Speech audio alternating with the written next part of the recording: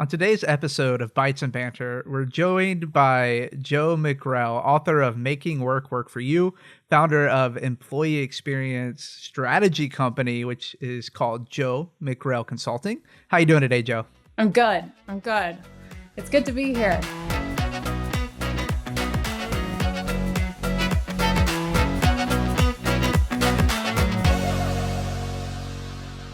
I'm so excited to jump into this conversation with you that I think is so valuable. Before we jump into some of the meaty stuff, you kind of fell into what you're doing today, right? You started in copywriting and or writing, executive speeches and newsletters. Can you walk me through kind of how you landed in this space that you're in today? Yeah, totally.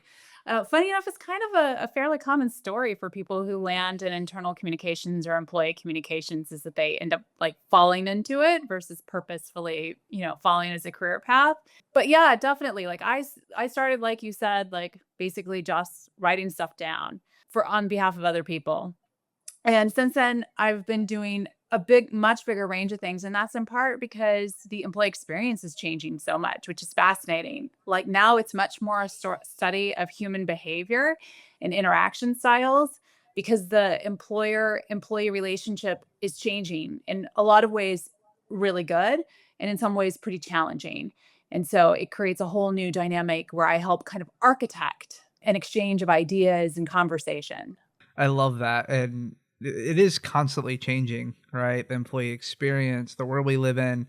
And there's this, I think, something that hasn't changed, this concept that you talk about, that when the typical employee hears it, it might feel nebulous, and it's knowing your worth. Can you dive into this a little bit? What does that mean? You talk about being more than a number, knowing your worth. Walk me through what that even looks like for the common worker, right, in today's landscape. Yeah, I'm glad you brought this up because this is so important, very foundational. Like if you ask most people, if I ask our listeners, like, what's your worth? I think most people off the bat, they're thinking of a base salary number. They're thinking of like their bank account number, their, investment account number. Um, and that's pretty limiting. It's limiting to us as individuals when we think about, our lives and work and life and we want to get out of it. And frankly, it's limiting when you're interacting with others and negotiating for your worth. So totally, Rocky. Like I want people to really understand you are worth more than a number. Okay, so what does that mean? Like what's beyond the number, right? Well, I mean, the good news is there are lots of things you should be considering. So that's things like your experiences. It's things like points of view that you can bring based on your unique background, personality traits, your relationships, and your network, all kinds of things, your personality. These are all different assets that you bring to the table. And you need to know these things because they really matter. They're going to matter to you and what's important for you, and they're going to matter to the context in which you're working. So, one of the things I advise people to do beyond just like doing some research on what a good number looks like is first really actually get it on paper. Think about what those assets are for you. Really take a good look at those. And I guarantee you're going to find yourself in a whole new light in terms of, you Mm. know, how worthy you are and what you can bring to different opportunities. It's a really worthwhile exercise.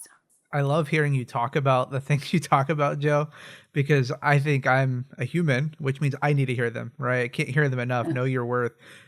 How does self-awareness play into this, and how can someone identify that and internalize that? Like, what does that look like? Yeah, I think this is like a good follow on to what we just talked about. It's sort of expanding your view on who you are and what you bring to the table, right?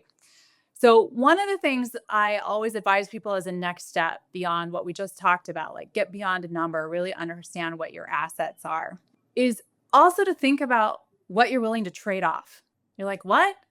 Are you limiting me? Shouldn't I have everything? I've got news for you, my friends. Nobody has everything. Even Beyonce does not have everything, right? This is a woman who's like, she's incredibly wealthy, incredibly famous, incredibly talented. She's got a beautiful family. Beyonce still has to make trade offs. In fact, I think it probably makes her a better artist, better able to relate to people, deeper in the experiences and the music that she brings. And trust me, if Beyonce is trading things off, like you and me, we're going to be trading things off from time to time. So you need to get ahead of that. You need to know what's most important to you so that you get more of what you want and less of what you don't need. Well, how do you do that? I like to boil it down to things that are really simple and in threes because, like, that's just easier for how my brain works. So, the three things normally that we as humans end up trading off are time, money, and quality, like quality of experience.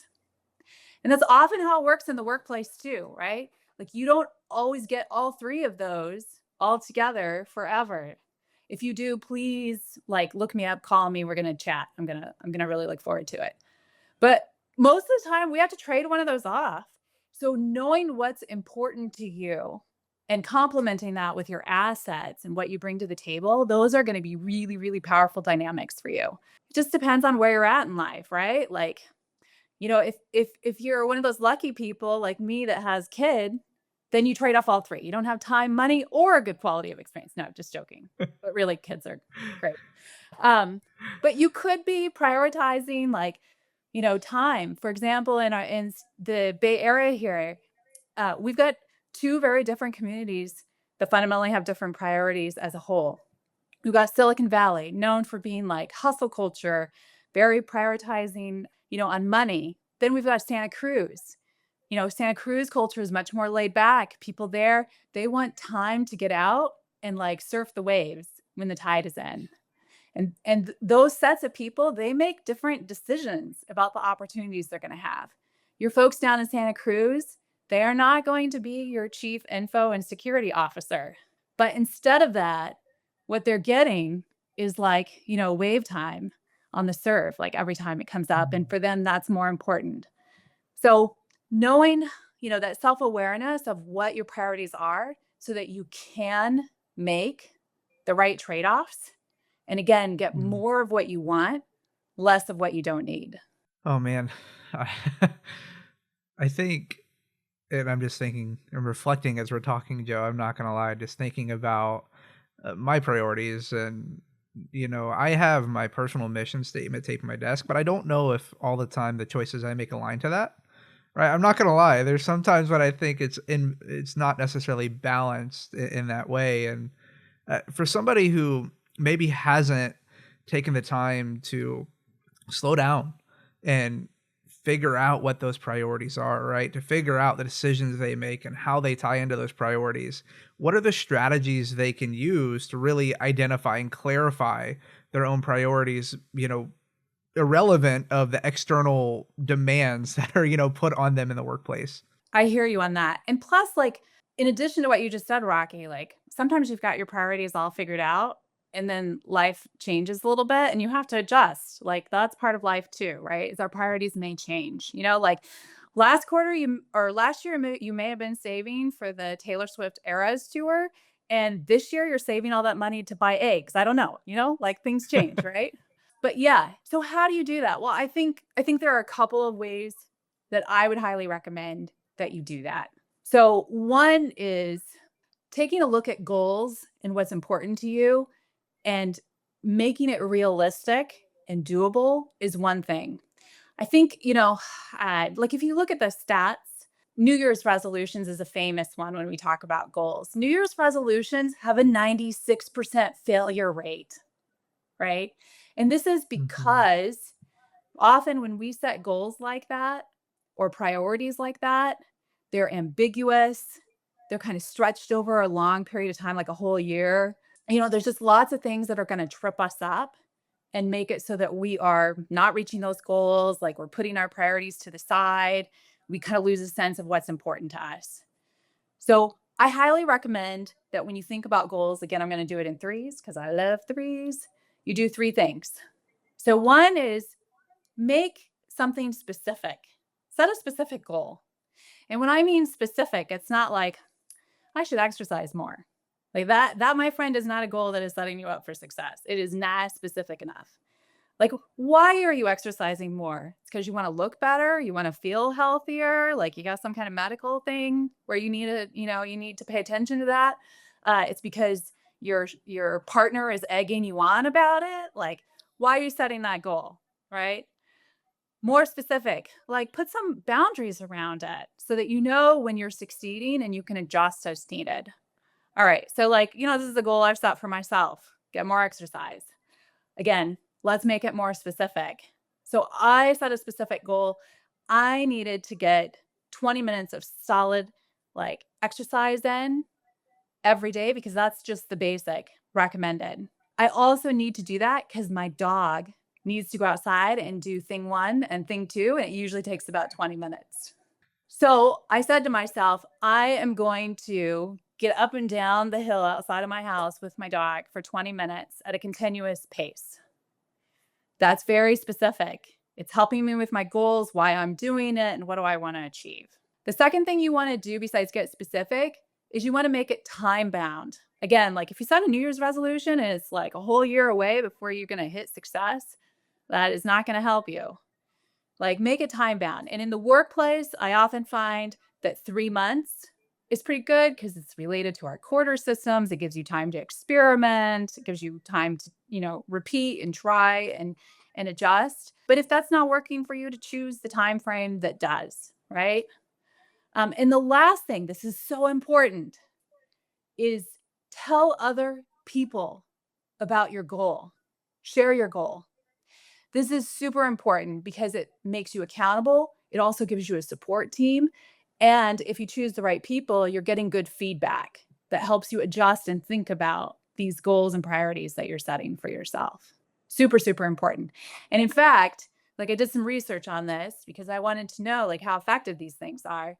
If you do one of those three things only separately, you have anywhere between like 15 to 40% chance of meeting your goal and finding out, that you hit your target, what's important to you.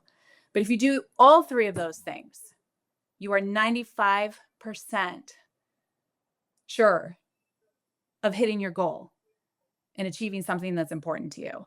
And that whole process of setting goals, being specific, you learn a lot about yourself, making it time bound for real, making it realistic, and sharing it so that you're getting support and feedback.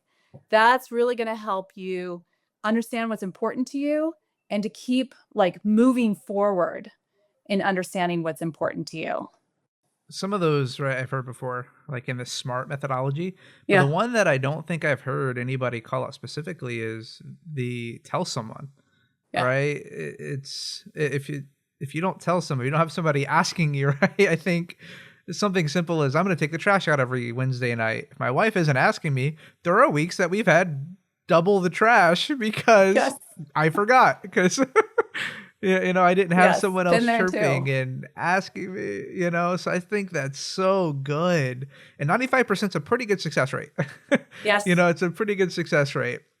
So Yes. let's say someone has done those things, right? They've identified their goals, they know their priorities, right? And they're chasing them. What are some this is something else I know you've talked a little bit about, but Um, what are some of the negotiation tips that somebody can use in the professional setting when they're really trying to advocate for themselves and make sure that things are aligned to those goals, those priorities that we're talking about that they've identified? yeah. Yeah. Yeah. Yeah. Definitely. Okay. The first rule of self advocacy is don't complain. I know it makes us smile, like, or like it was kind of obvious, but especially in the workplace, if I've seen it once, I've seen it 1,000 times. You see a lot of self advocacy in the form of complaint. Now, I'm not saying that people don't have legitimate complaints, but if you're advocating for yourself and it sounds like I didn't get that promotion I should have gotten this last performance period and Jeff did instead. What up with that? This is not going to help other people on your advocacy journey. And I say this like with my hand raised. I have been there. I have done that. It's a pretty common like human behavior for us to go to. But as you can kind of tell from my, pretty, simple but sort of over the top example, it's not that helpful. So what do you want to be thinking about when you're advocating for yourself and negotiating for something? All right. So the first thing you want to think about is what what is important to the other person or the other group that I'm having this conversation with. Because meeting your goals is not an isolated activity. Work is not an isolated activity. Like even if you're someone who's like coding most of your day versus interacting with people, at the end of the day, everything we do for work has a human context relationship basis to it. That's either with our coworkers, it's with customers, it's with partners, etc. And so if you're trying to create worth for yourself, it has to align, at least to some degree, with worth that you're creating in context of others and their needs. So at the simplest form, like, you can just think of this as like knowing what my managers or the business goals are, making sure I really know what those are. Also know what my own personal goals are and see where those things overlap and focus on that area as your starting point. So putting your advocacy in the context of what's worthwhile for you and the people that you're working with is going to be really, really important. And that is, by the way, the only way you can negotiate successfully, because negotiation is a give and take process by nature. Negotiation is not coming up to someone and saying, I deserve a promotion next quarter, make sure I get it. So instead, you want to know what this other party, with this other person, what this other part of the organization needs.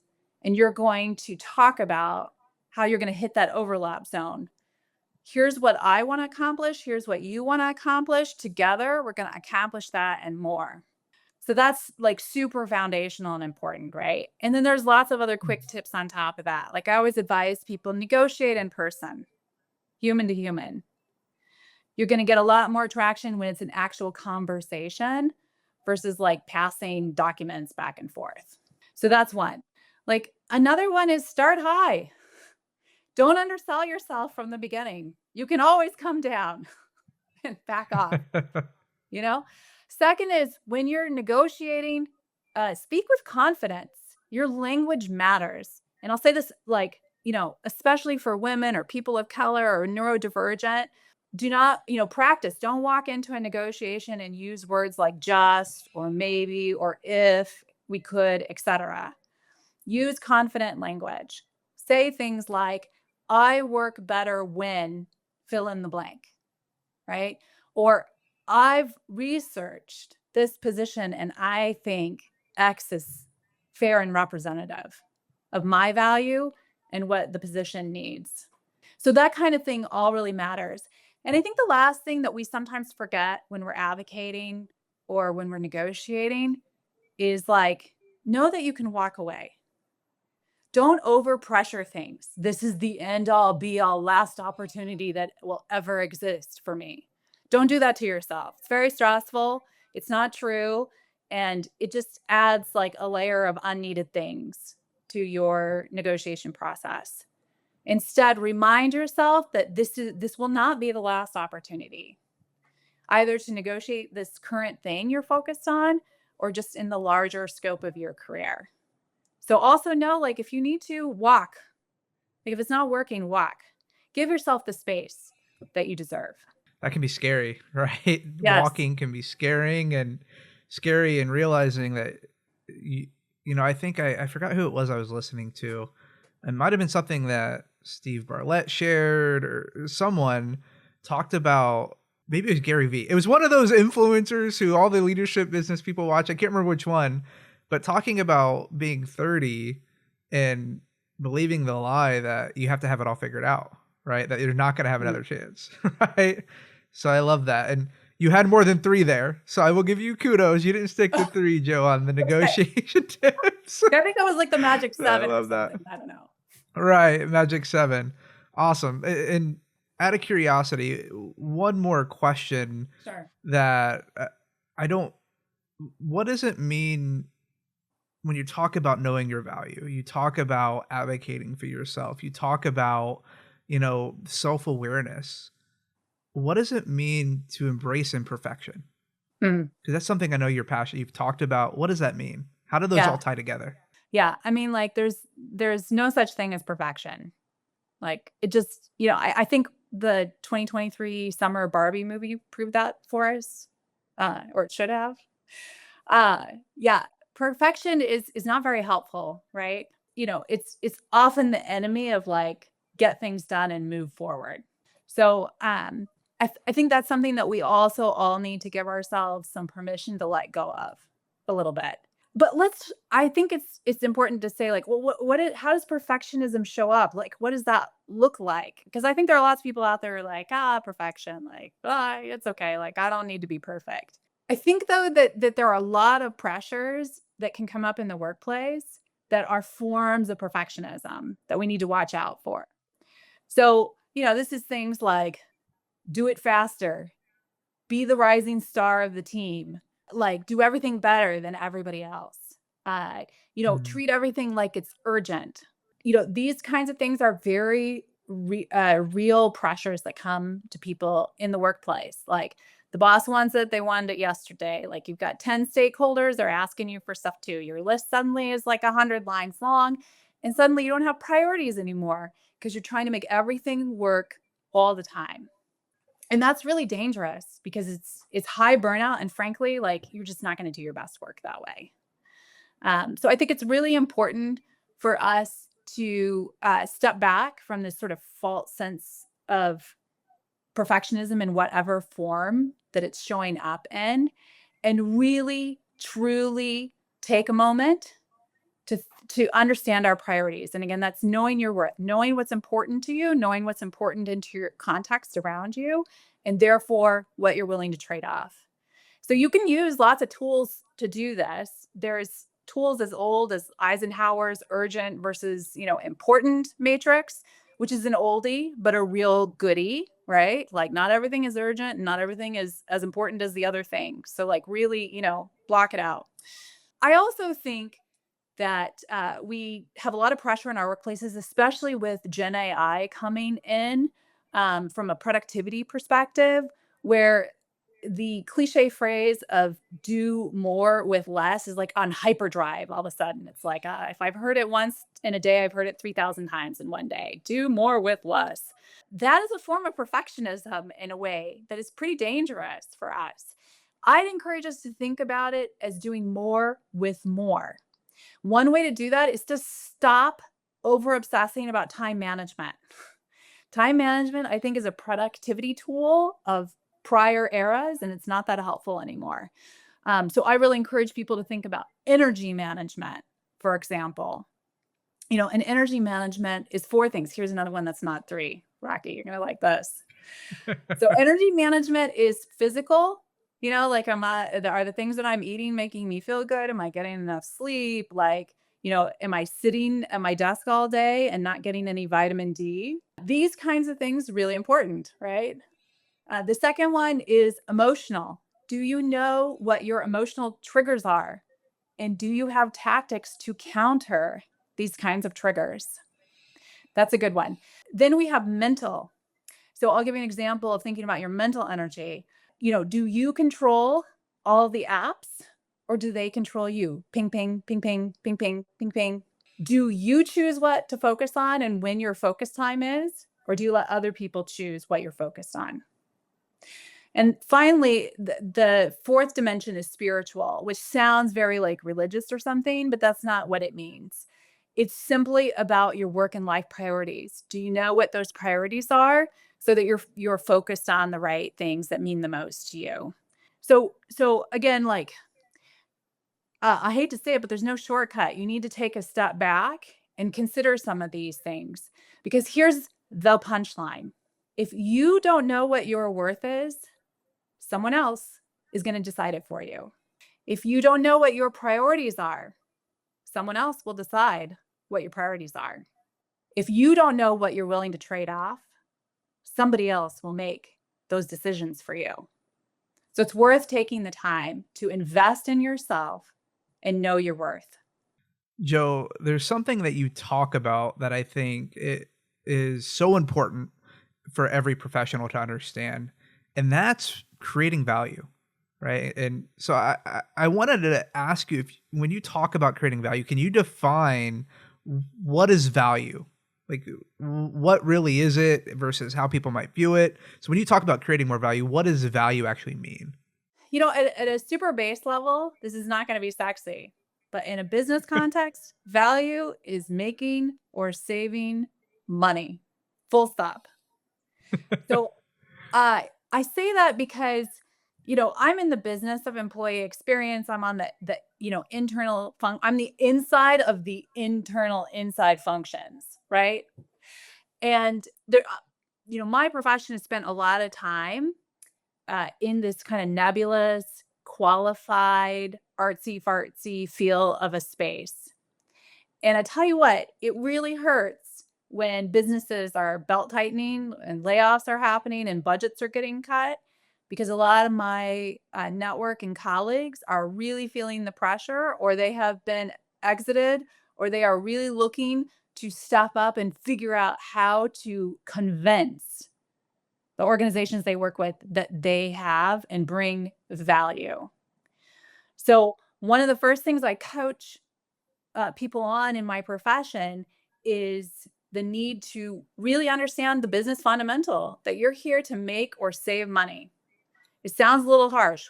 My people, we love to talk about culture and all the other aspects of what creates like a company. But if you aren't contributing to that bottom line value statement, you got a problem. It's not the end all be all, but it is certainly the foundation. So, first thing is when we're talking in professional work context, you got to figure out how what you're doing is contributing to money made or saved. Okay, let's put that aside now because, like, important, but very obvious. Okay, so let's talk about value in other ways. I'm gonna share a little anecdote story that I think covers this really well. Let's take a bottle of water. If you're the bottle of water in the back of the grocery store at the bottom of the aisle for beverages in a packed case, you might be worth about $1. If you're the bottle of water in the front cooler case at the checkout line, you might be worth $2. If you're a bottle of water at one of the counters in the airport, you might be worth $5. And I'll tell you, one time I spent $20 buying a bottle of water at a concert. 20 bucks. Seriously. Yes. Okay. I I should, I know you're like, are we worried about Joe? I don't need to be that hydrated. I know other people were buying other kinds of dehydrating beverages for that price as well. Anyway, I think the point here though is that value is also contextual. It matters like where you're trying to create value and in what environment. Mm. And I say this because this is something that we can see ourselves having agency in. Okay? I want to flip that because I think a lot of times when we're trying to create value, we see like this fixed context around us and we're like fighting it. We're like, oh, I don't know why the value is not there. Why can't I prove I have more value? And it can be very frustrating. But instead, I think it's important to recognize that there are choices when we're looking at the context around how we're creating value. Mm. So some of that is you choosing the environment that you want to work in because different companies have different priorities in how they go about creating value. Some companies are very marketing driven companies, like let's take a Johnson and Johnson or one of those companies. Their primary differentiator is not necessarily that they have air fresheners. Lots of other companies have air fresheners. But how they sell it and to who and how they market it is really important. If that's your jam, go work at a company like that because you're going to excel and feel like you're really creating value and they're recognizing your value. Some companies are in an operational place. Like it's all about margin, right? They weren't first to market or they're not quite as differentiated, but they're going to excel by really having the most streamlined process, the best customer service, something along those lines. If that is your jam, and some people are really, really good at that operational piece, go find a company like that. It could be that it's a product and eng driven company, and this is where you really excel, right? The product development experience, product management, the components that go with that. If that's your jam, that kind of company can be really good for you. Anyway, we don't need to talk about all the different varieties, but it's really important that you understand like the context that you're placing yourself into and what value Mm. you can expect to be emphasized in that context. Now you can do that same thing at more of like a team or department level. So I'll give you another example. Again, I've been in employee internal communications and employee experience for a long time. And trust me, I have a lot of colleagues who are constantly, complaining they don't see our value, they don't pay us enough, I don't have a budget, what's going on? Well, some of my colleagues have found ingenious ways to do what they do well in a slightly different context. So I'll give you an example. I have a colleague that I worked with for many years, and this person found an opportunity to go work with the information and security team and do security awareness education, which is essentially a communications job, communications and Mm. training. She built up her skill sets around security and information awareness and is now making double what she used to make as an internal communicator, doing essentially the same kind of thing with transferable skills.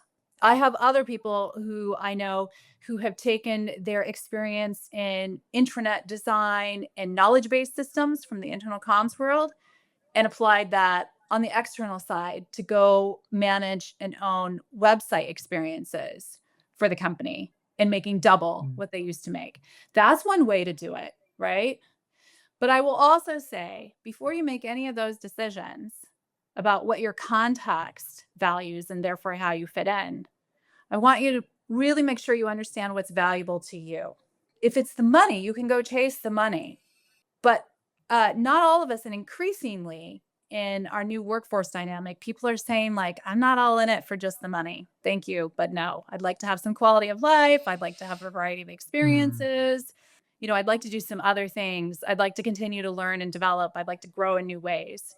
So if that is what is of value to you, then by all means go and look for context that helps you do that. And it could be your current job, but taking with a particular goal in mind, a stretch project that's a little adjacent to what you do day to day, but is going to keep you interested. It's going to help you learn new skills. It's going to keep you really active.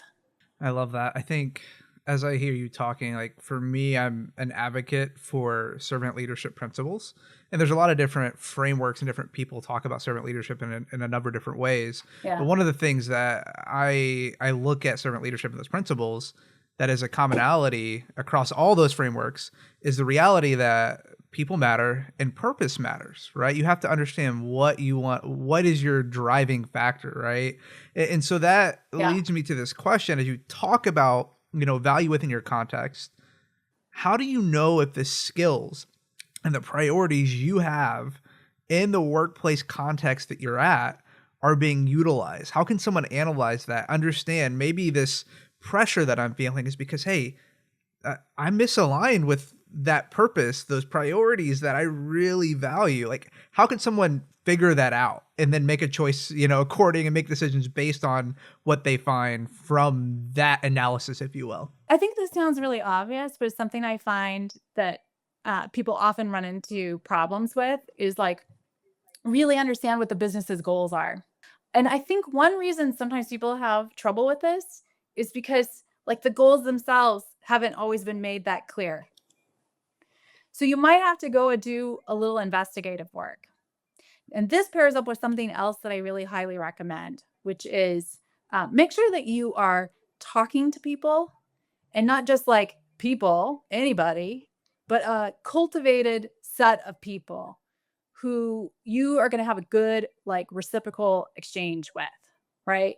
Like, they're going to help you with some mentorship, some sponsorship, some guidance, and you're going to get some valuable feedback and produce better work because you're talking to Mm. them. So you want to go find people who are very close to um, where the value is being created in the company or the organization, and like why that activity is important. What are they really trying to achieve? Because sometimes it's not like super clear in the PowerPoint presentation they put up at the all hands. As much as being an internal communicator, like we should like to say that all our all hands presentations are the most fabulous thing you've ever seen. No, like it doesn't always happen that way, right? So having those relationships, checking in with people, like getting some steerage guidance and course correction along the way, that's really important. Because companies at the end of the day, they are run by humans. I mean, someday maybe we'll have completely AI driven companies, but like for right now, like they're run by humans. Yeah, hockey's like, no, no, no. Um, No. and humans are like, a little bit messy. And so you can just a little bit messy. Yes, tiny, tiny, Just a tiny little bit. bit. So you can't always rely on just like, the document or whatever. Like it is so worth taking the time to cultivate good relationships, whether that's peers, whether that's skip level, whether that's a stakeholder, whether it's someone else that's important in your sphere, and really getting some of the like insider story about what's going on and why things are important. And then learning and making some attempts and asking, like, is what I'm doing helping us do more of what we want to get done? Is Mm. this valuable to you? Right? Like, um, what would you trade off? This, I should focus more on this or focus more on that. And I think we talked a little bit, in our last segment about advocacy, right? Self Yeah. advocacy, and sometimes asking for feedback. A part of it, I think about advocating for oneself, right? Is, hey, I'm struggling here, right? And that could be a part of that feedback that you're talking about. Which is it Yeah. going to add more value? Which should I prioritize? Because not every leader is going to be great at proactively giving that feedback, right? Right. Proactively, and some people are really good at managing, not so good at the inspiration and the direction, right? And so sometimes we have to be willing to go ask, right? Hey, Yeah. how am I doing? Where can I change this? And all of this makes me think about another point that I know you talk about, and it's really on the surface counterintuitive, Okay. scary, and I think when I first read this point and we first talked about it, I was like, what does Joe mean by this? Is this like, and that's wanting to be replaceable, Uh-huh. because we are, but the desire, what do you mean when you talk about having a desire, a willing, what does it mean to want to be replaceable, and why is that important? Yes. Yes. Yes. It's so important that we let go of the fear of being replaceable. And I know this and can really speak to it because early in my career, this is one of the things that really held me back. I was so territorial. Um, okay, here's the deal though. You want to be replaceable because how else are you going to move onward and upward? Think about it. Mm, If you hold on with a very tight grip to your current position and role and responsibilities and skill sets and reputation, you are never going to move. You will stay in that little spot where you are. Plus, like here's the thing. Someone can and will do your job, your work as well as you do or as well as it needs to be done. It's going to happen. And if you keep fighting that, you're at the losing end of the game because it's just sort of an eventuality. No, no, no. mm. What you want to do your work, especially if you're in a new role, like get it done and show that you can do it. But then you want to start thinking about like what's onward or upward. And to do that, maybe like, you got somebody like encroaching on your space or criticizing what you're doing, like maybe Tori's over here saying like, hey, Rocky, your deliverables are a little slow. Hmm? What you doing about that? Uh, I could do it better. Invite them in. Tori, you sound like you really got some aptitude for this. Do you want to take one of these on? I'm sure you do a great job. And then say to your manager, hey, Tori is really excited about doing some of this work. That's great because it frees me up to do insert what moves you onward and upward. No, that makes So much sense. It's all about equipping, enabling, and elevating other people, right? So it's Yes. not, it's replacing fear with that evolution and investment in other people. I love Yes. that. I love how that fear is no longer the focus. It's really giving hope for growth to other people, which is enabling your own growth. Makes Yes. so That's much right. sense. Makes so much sense. And I love how you talk about it, Joe. And uh, walk me through i- i- this world we live in, right? We talk about Mhm. being replaceable and we talk about AI. AI is never going to fully replace the human. There's going to be a lot of tasks in the next generation, next 10, 20 years, we're going to see that are going to be replaced by AI. Mm. Firmly believe that. But people skills, and this is something you talk about, Yeah. are never going to go away and they've never been more important. Yeah. Why? Yeah, I know I say this to people and they think I'm a little on the nutso side, right? I say like, despite Gen AI, people skills are still the number one. And they are Yeah. because it's what you just said, Rocky. Like, yes, I fully encourage people to learn how to use AI so that they can, they can do more with more, to use a cutesy phrase. And because it's going to be needed and because it is going to become a part of our work lives. But again, like our value, the value we create is done in human context with other people. We are Mm, doing things that we're doing for the benefit of the people in the communities and the groups that we live within and operate within. So people skills are always going to be number one. I'll throw out another one here, which is like, especially in the tech scene in Silicon Valley, where I come from, this is still controversial for some reason. But my friends, meritocracy does not exist. It's a lovely ideal. And certainly it's not something that we want to throw away as an ideal, but it's not reality because we work in human constructs and human structures. And humans, my friends, we are mm, messy and a little biased and all those other good things. And so the mm, best way for you to counter the bias, to, improve how you create value in that context with others around you is to have some people skills. Now, the good news is that like 80% of what you need for people skills is the easy stuff. Well, I say easy relatively, but easy stuff. You easy. know, it's things like listening and knowing how to listen, really, truly actively listen. It's things like remembering people's names, which again, I'm going to raise my hand on this one. I am horrible at this for some reason. I'm really, really bad at remembering people's names, but it's important. It's very important. Research has shown over and over that remembering people's names is really important to having trusting relationships. It's other things like communicating clearly. As a communicator, of course, I love that one. It's the social grease that helps us all like move and collaborate and pass ideas around more effectively. Okay, that's 80% of the game. You conquer those kinds of basic skills in the Mm, workplace environment, and that's pretty good. So, what's the other, like, the last harder 20%? I think this is things like handling feedback, both giving and receiving it. I think it's things like negotiation skills, which I think we've talked a little bit about before. And I also think like a good third one is leadership skills, which are a little bit different and mm, above the 80%. But all those things can be mastered, and there are like lots of resources out there to help you do those kinds of things. And it's amazing how much that will do for your career because creating value for yourself, again, when you create value and when you value people around you, it's like an amplifier for your career. mm, People who feel valued by you, they're going to open doors for you. They're going to champion you. They're going to excuse your faults because remember, we're not all perfect. These kinds of things, so important and so worth investing in, right?